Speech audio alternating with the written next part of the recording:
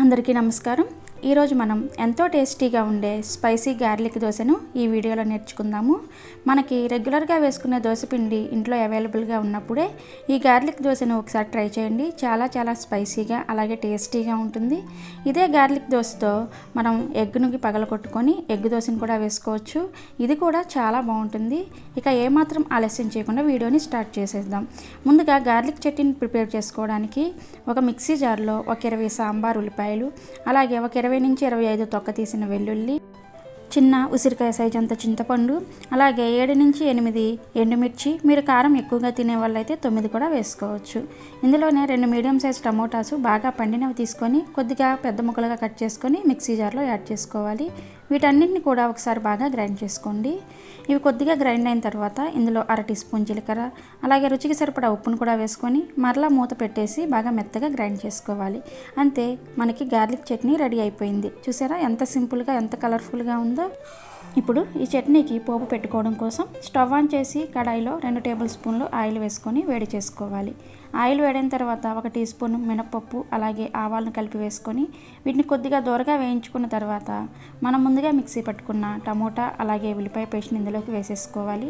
ఇందులోనే 1 రెమ్మ కరివేపాకును కూడా వేసుకొని కరివేపాకుని కొద్దిగా చిన్న ముక్కలుగా కట్ చేసి వేసుకుంటే ఫ్లేవర్ బాగుంటుంది। కలుపుకుంటూ ఒక 10 నిమిషాల పాటు లో ఫ్లేమ్లో దీన్ని ఉడికించుకోవాలి।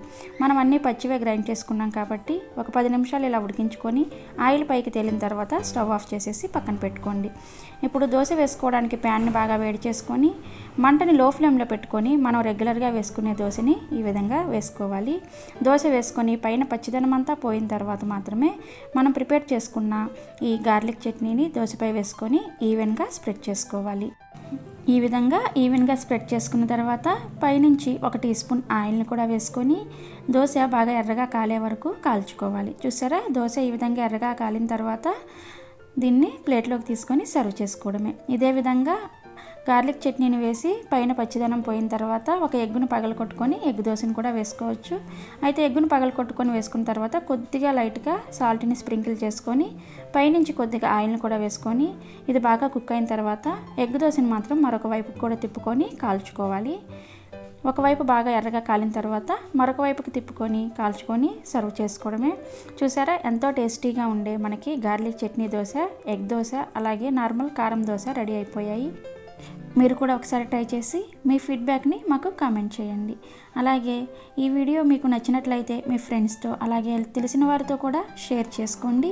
అలాగే ఈ వీడియోని ఒక లైక్ చేసి మన ఛానల్ని మొదటగా చూస్తున్న వారైతే మరిన్ని వెరైటీ రెసిపీస్ కోసం మన ఛానల్ని సబ్స్క్రైబ్ చేసుకోండి।